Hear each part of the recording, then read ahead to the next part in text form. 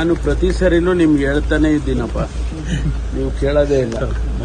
ನಮ್ಮದು ಒಂದೇ ಕುಟುಂಬ, ಸೌಜನ್ಯದ ಭೇಟಿ. ಅವ್ರು ಬಂದಾಗ ಆಗಾಗ್ಗೆ ಅವರು ನನಗೆ ಹಿರಿಯ ಅಣ್ಣ ಇದ್ದಾಗೆ ಅವರ ಆರೋಗ್ಯ ವಿಚಾರಿಸೋದು ಅಷ್ಟು ನನ್ನ ಕೆಲಸ. ರಾಜಕೀಯ ನಾವೇನು ಮಾತಾಡೋದಿಲ್ಲ. ದಲಿತ ಸಮಾವೇಶದೊಂದು ಅಂಗ ಉಳಿತು ಸರ್, ಏನು ಮಾತಾಡಲ್ಲ. ರಾಜಕೀಯ ಅಂದ್ರೆ ಸರ್ವಸಾಮಾನ್ಯ ಕುತೂಹಲ ಸರ್. ಎಐಸಿಸಿ ಅಧ್ಯಕ್ಷರು ಬಂದಿದ್ದಾರೆ, ಮಾತಾಡಿಲ್ಲ. ನಿಮ್ದು ಬಹಳಷ್ಟು ಒಂದು ಡಿಮ್ಯಾಂಡ್ಸ್ ಇದೆ.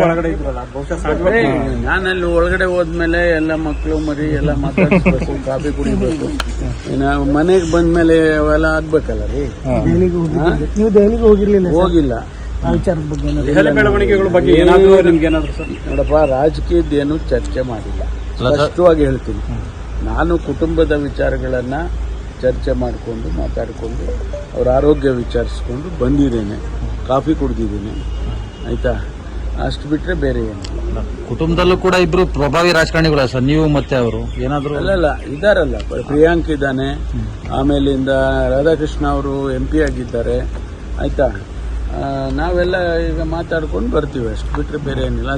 ಚಿಕ್ಕಂದಿನಿಂದ ನಾನು ಪ್ರಿಯಾಂಕನ್ನ ಚಿಕ್ಕಂದಿನಿಂದ ನೋಡಿರೋದು.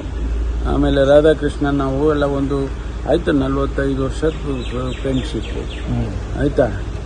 ಅದರಿಂದ ಇವೇ ಮಾತಾಡೋದು ನಾವು, ಬೇರೆ ಏನು ಮಾತಾಡೋದು. ರಾಜಕೀಯ ಬೆಳವಣಿಗೆಗಳ ಬಗ್ಗೆ ಇಲ್ಲ, ಏನೂ ಇಲ್ಲ.